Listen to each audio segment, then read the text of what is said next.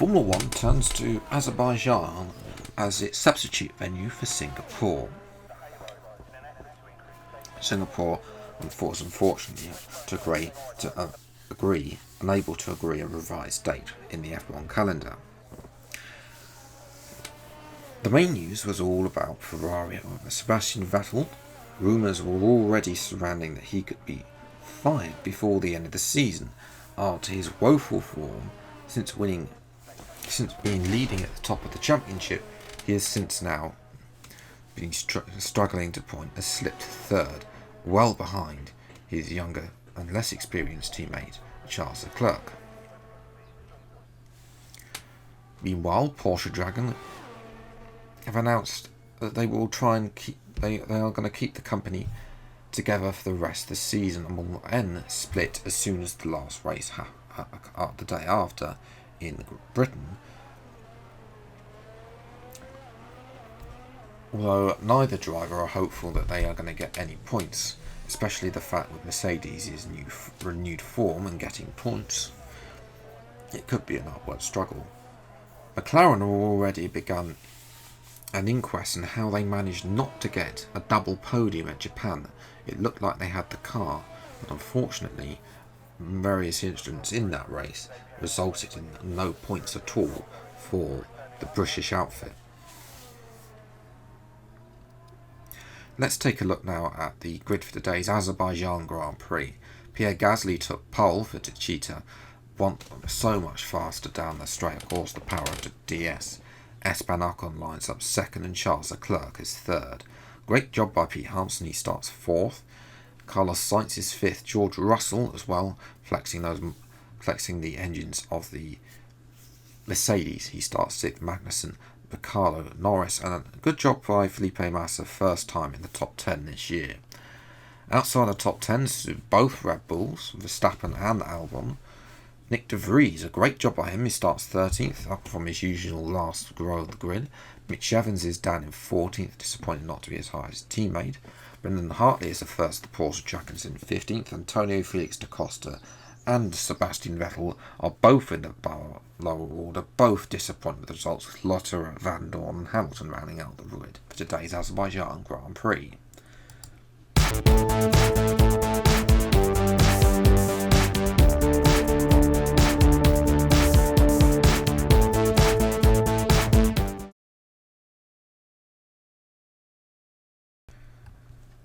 Well, hello everyone and welcome back to another video of the F1-E mod, episode number 10 for the Azerbaijan Grand Prix. If you missed the previous episode at Japan, I recommend you go and see that one.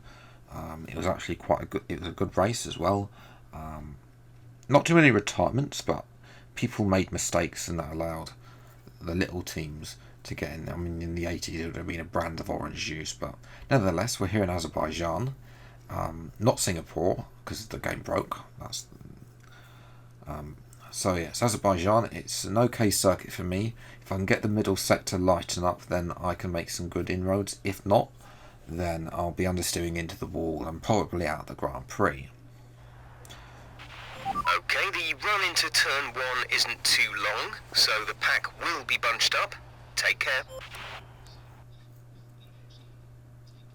As he said that as every single Azerbaijan Grand Prix. Race strategy is a one-stop. I'm not happy about the going from soft to mediums in this series. The tyre wear, if you're unfamiliar with the series already, the tyre wear is quite horrific. So we might go in for an early stop.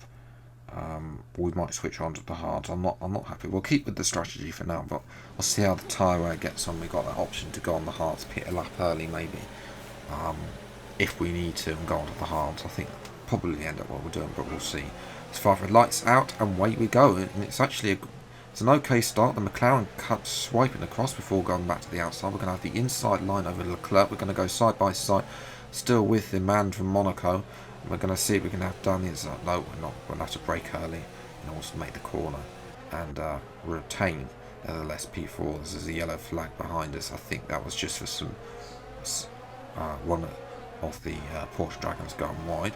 As we look back now at Daniel Ricciardo, who's made a lovely little move out the front in the section of the final corner. It looks like actually Kevin Magnussen's having some issues already. like he was in the previous round at Japan. As we move to the end of lap 1, let's go on lap 2. The top 3 between Gasly, Ocon and Leclerc. All 3 of those are great pals. I'm not sure what's happened to Gasly, but Leclerc has gone down. So we're going to look down the inside of Gasly. That's not going to do. We have to take to the curb, and we'll watch out for Norris, who's behind us. I think it's Norris. The end lap 2, I'm coming in. It's time to change this up. The tyre wear is pretty poor, and we're going to come in for a set of hard tyres. Nobody else is going to come in as well, so the advantage of pitting it early is A, we're going to get a little bit of an undercut. B, also when everybody comes in, else is coming in, they're going to all probably come in at the same time, which, as you know, in this game just squeezes up. 3 second stop, that's bog standard for Grand Prix mode on this game, unfortunately. So we come out in last place, but I'm sure that's not where we're going to be staying, as Pierre Gasly is in the following lap. He's onto a set of medium tyres. There goes Leclerc, so he's lost out a bit to Leclerc actually. In actual fact, as he comes out of the pits, there on the right hand side is ourselves. So Gasly is now behind us. He's lost 3 places now. We're up to a net P3 as we're going to look round now. Leclerc, Danny outside, can't back that down. We have to take the curbing. Gasly's got that. We're going to squeeze him off to the right hand side and make sure that we can have a look down the inside. Gasly goes to our left, but we cut him off. Moving into the castle section, somebody out the front is having a rear. I think it might be one of the Virgin Audis. I think it might be De Vries as well. They've been having all sorts of problems this season with engine failures, the double DNF in France, and it's really not gone well. And there's been something's gone on, and there's been, oh my goodness grief, it's a carnage field. We're on board with Sebastian Vettel. There's who's yet to stop. He started, of course, way down. He just understeers wide into the wall. Hartley states, I think, Vettel, though, I believe, is out. And then Vettel is out. And also Andre Lotter is out. The only man. Actual fact, I should point out, he's the only person who actually hasn't scored points. Gasly, well, he's going to look for us. And then all of a sudden, I will slow down, and then he just goes in the back of Lotter. But all of this, and Norris, of course, is another casualty here. He just goes skating in, and there's just absolute carnage. We're on board with Massa now, and he collects Norris at. Sorry, not Norris, it's actually Magnussen at the end. So all of this, when there's only 13 runners left, and it all brought out just the virtual safety car, and we're fighting over last place. Unfortunately, we had to brake, so we're quite a long way behind now, and we would have lost out some of those people who were ahead of that, definitely ahead of that incident. Daniel Ricciardo has gone through, but Renault, of course, is faster, so no surprise there. So coming out to P10 now. There's a Mercedes in up here. We've got our teammate now for company at Mitch Evans. Has moved to late to lap 6.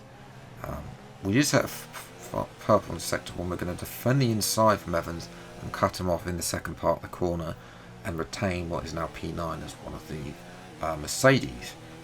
Mercedes get some points here. I mean, yeah, Mercedes could actually get some points. Excuse me. There. Oh, hang on. There's been another pile lap. Safety car this time is out. I mean, there should have been red flag the first time. How virtual safety car didn't come out the first time. We're on board with Charles Leclerc. Going around the outside, I believe, of George Russell, and Russell hits the curbing, and then they make contact, and then of course everybody else just smacks into them. So we've got to be careful when navigating this. We've got a Red Bull that's reversing. I think that's Ricardo as well. We're just going to go through everybody and up into P2. Yeah, I'm not sure how many people are left. Oh, and under safety car, Carlos Sainz put it in the wall as well. So we're down to 9 runners, ladies and gentlemen. And a small victory here. Ocon is not gone. He should have gone by now. If I was leading, I would have been sailing off into the distance. Yes, I know you've got to keep the safety car, but you'd have kept He'd have gone very slowly. He hasn't gone that slow. And Ocon is now still not going. There he goes now, but we're going to have... He's going to be a sitting duck. We're going to have the slipstream. Look at this. We're going to go down the inside and up into P1. We've taken the lead. This could be a real chance of winning the Grand Prix. We know Ocon, though, is fast. The Renault, as we've seen before, have already been taken by one Renault. And, of course, the following straight, lap number 10 now. Ocon is going to come past. No DRS yet, though, because, of course, we have the safety car. I don't think we're going to get DRS in the end of the rest of this round. New personal best on some hards. Ocon is on the medium, so he's going to have better tyre wear. We're doing our best. I think we got a bit more engine power now than the Renault. Those upgrades that were brought into last round in Japan by Jaguar sort of done a little bit of a trick.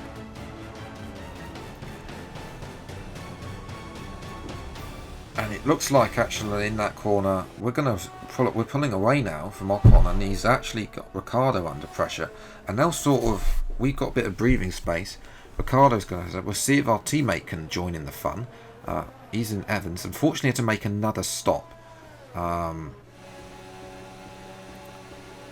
Move to lap 12. You can see that Evans has indeed caught up to the two Renaults.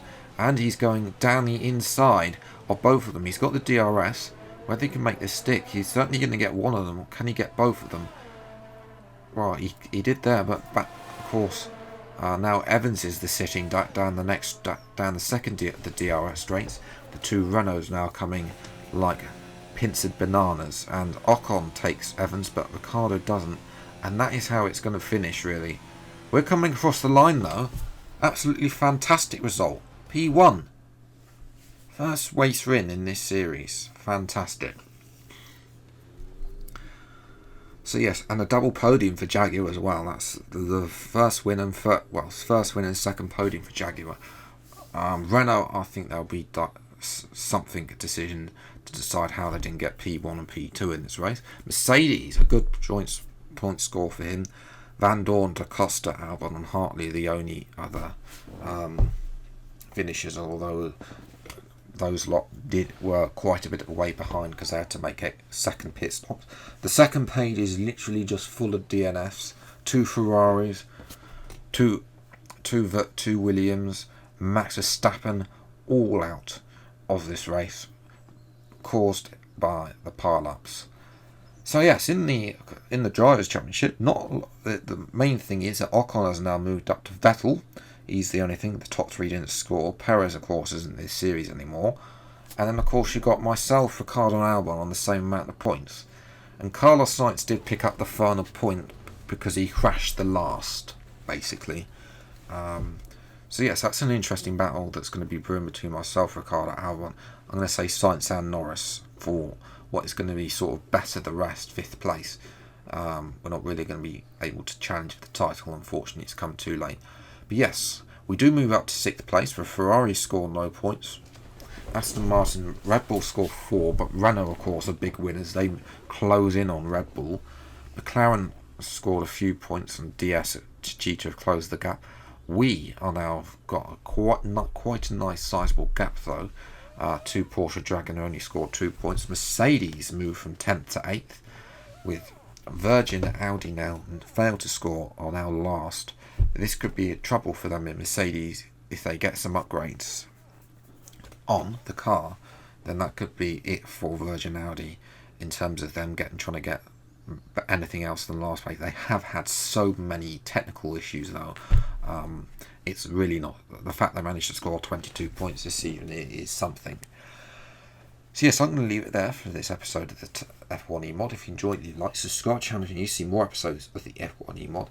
As when they come out, the next episode, episode 11, is also chaotic. Not as chaotic as this, but there is a little bit of chaos. So yes, if you are not subscribed yet, then I recommend you do so. To make sure you do that, and also turn on the notification bell to get notified when an episode drops. Until the next VR6 time, take care. Thank you so much for watching. Enjoy your day, and goodbye.